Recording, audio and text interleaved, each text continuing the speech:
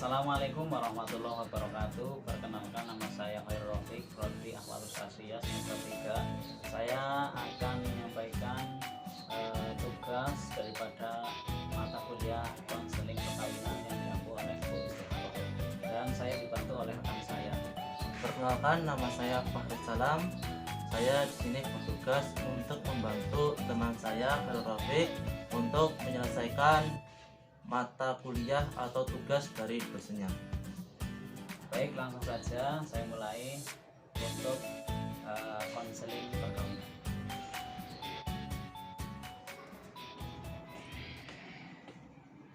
Assalamualaikum, permisi. Waalaikumsalam. Monggo. Oke. Kabarnya Mas? Monggo. Aduh, mohon maaf ya, berantakan ini tempat saya. Belum sempat beres-beres, malah ini Enggak apa-apa Mas. seadanya ini. Lah, gimana Mas? Ada keperluan apa? Mohon maaf, ini saya mengganggu waktunya Mas. Perkenalkan, nama saya Faris Salam. Saya asli Sumatera, Jambi. Saya datang ke Pulau Jawa ini yang pertama untuk mencari pengalaman atau mencari ilmu. Dan alhamdulillah saya di sini sudah mendapatkan pengalaman baru. Dan di umur saya sekarang, saya ingin menikah atau menjalin bahtera rumah tangga. Maksud datang saya ke sini, saya ingin berkonsultasi terkait pernikahan. Nah, saya kan belum begitu paham terkait hukum menikah menurut agama dan pemerintah. Mohon bimbingannya. Nah, terima kasih Mas Fahri Salam telah datang untuk bersilaturahmi ke tempat saya, walaupun tempatnya masih seperti ini. Mohon maaf ya Mas ke atas kurang nyamannya Anda. Nah, terkait pernikahan ya, ini kan lumrah atau manusiawi lah, namanya pernikahan pasti kalau sudah berumur rasanya, apalagi orang yang merantau jauh dari orang tua, pasti kan suatu saat ataupun ketika kita sudah berumur ada rasa keinginan dari segi biologis untuk menjalin atau membangun sebuah rumah tangga. Nah, jadi namanya pernikahan itu sebelumnya saya jelaskan dulu ya. Jadi hukum nikah ya, baik secara pemerintah ataupun syariat Islam, hukum asalnya adalah mubah. Di hukum asal ini ya, pokoknya adalah mubah. Jadi ketika seorang itu memiliki keinginan ataupun sudah memiliki pekerjaan dan mampu untuk membangun sebuah rumah tangga, dan dia mampu untuk memberikan istilahnya nafkah nantinya setelah berkeluarga, bagi seorang laki-laki itu adalah hukumnya sunnah. Nah, terkait dengan hukum nikah secara syariat Islam itu seperti yang saya sebutkan tadi adalah hukumnya mubah, namun juga bisa berubah menjadi sunnah dan lain sebagainya. Nah, yang terpenting adalah di sini ketika Anda sudah memiliki keinginan untuk berumah tangga, harus mengetahui apa saja yang perlu dipersiapkan. Di antaranya adalah paham terkait nikah itu tujuannya untuk apa sih. Nah, salah satu tujuan nikah adalah, yang pertama adalah membangun atau menegakkan agama Allah, dan juga ketika sudah mampu maka ini menjadi sunnah Nabi, ataupun dijelaskan dalam sebuah hadis yang berbunyi seperti ini: an nikahu sunnati faman ahabbani falaisa minni. Barang siapa yang menyukai sunnahku, artinya menyukai sunnah Nabi, maka termasuk adalah diakui sebagai umatnya. Nah, kalau nikah secara pemerintah itu berarti dimana seorang calon pasangan suami istri itu nikah itu harus dicatatkan di pemerintah, artinya melalui sistem pemerintah, yaitu bisa dari KUA terus dari pihak setempat, warga ataupun RT RW itu harus mengetahui urutan untuk istilahnya bimbingan melangsungkan pernikahan tersebut. Kira-kira ada sudah paham atau belum?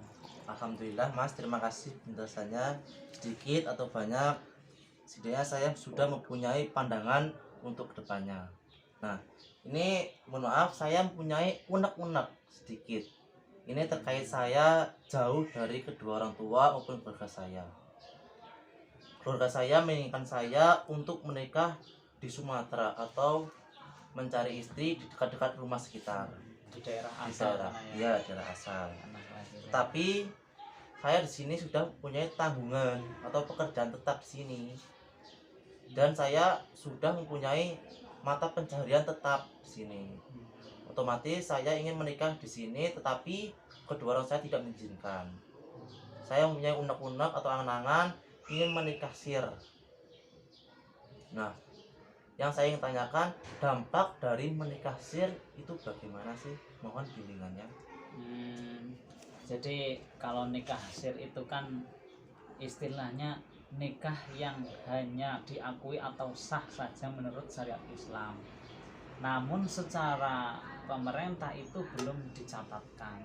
Nah, ini akan sangat beresiko. Artinya di era zaman sekarang ini ketika ada seorang hanya menikah sir, maka nanti akan memiliki dampak ataupun ancaman-ancaman dalam sebuah keluarga yang nantinya akan terjadi, dan itu menyangkut daripada hukum pemerintah.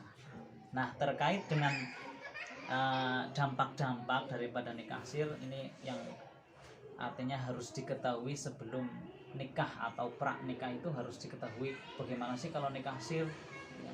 Kenapa sih harus nikah sekarang itu harus secara syariat dan juga tercatat oleh pemerintah itu.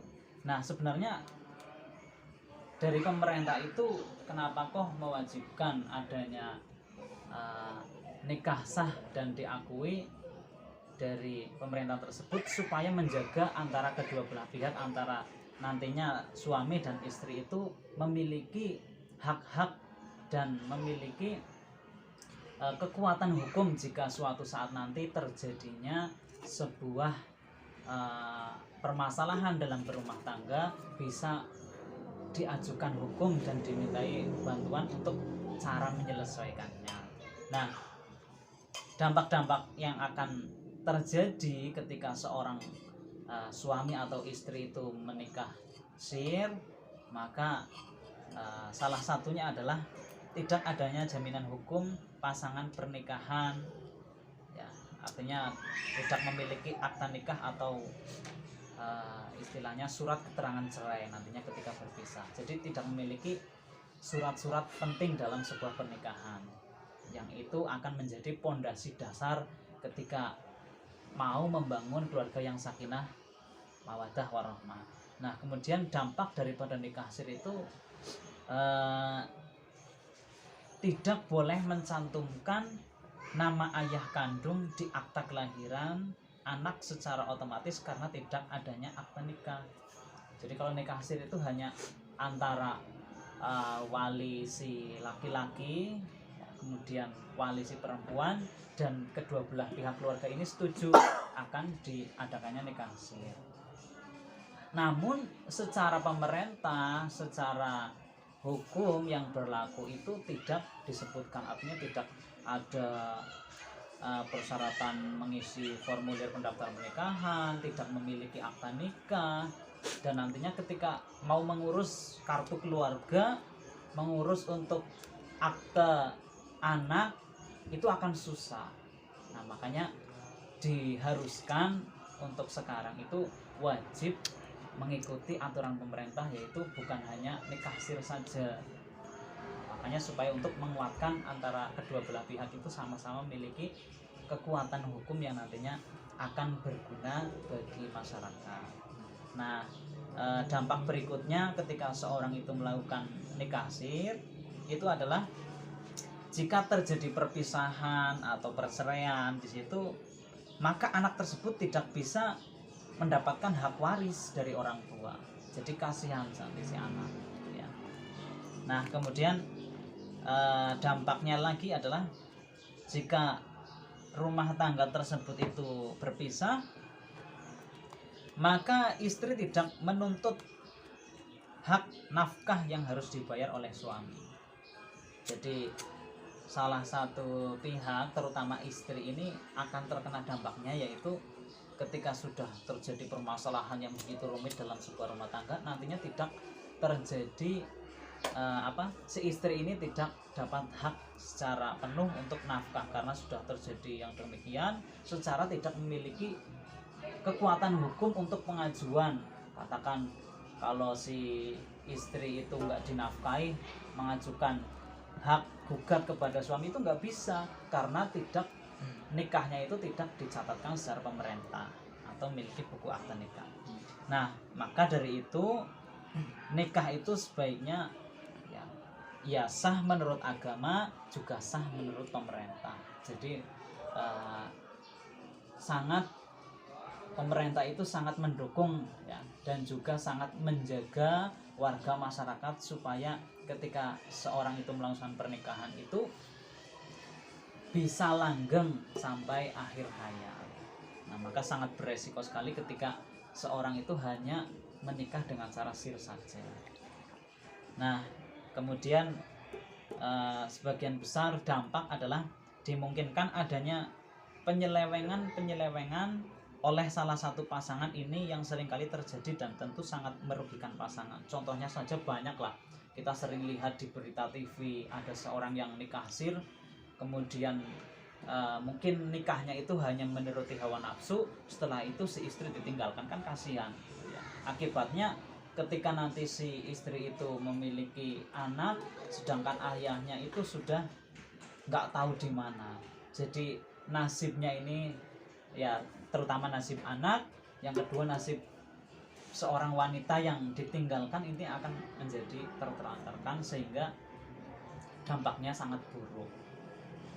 Maka dari itu pemerintah sangat menjaga dari hal-hal yang bersifat kriminal terhadap sebuah pernikahan. Maka banyak di Cilacap saja angka perceraian itu banyak sekali ya. Karena apa? Karena seorang calon suami atau istri itu kurang memahami apa arti penting dari sebuah pernikahan, apalagi dengan cara nikah sir, itu sangat tidak disarankan.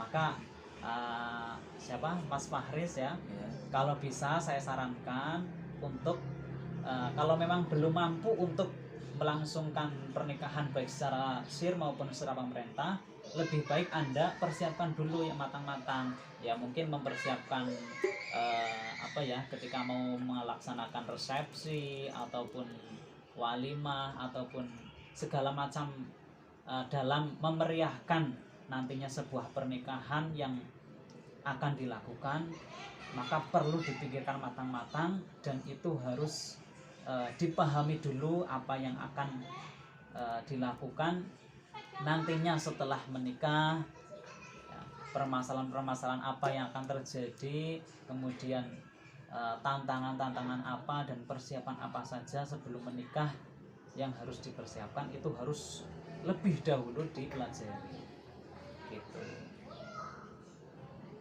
Gimana terkait si kasir, ada pemahaman gitu ya? Ya alhamdulillah Mas, terima kasih atas penjelasannya.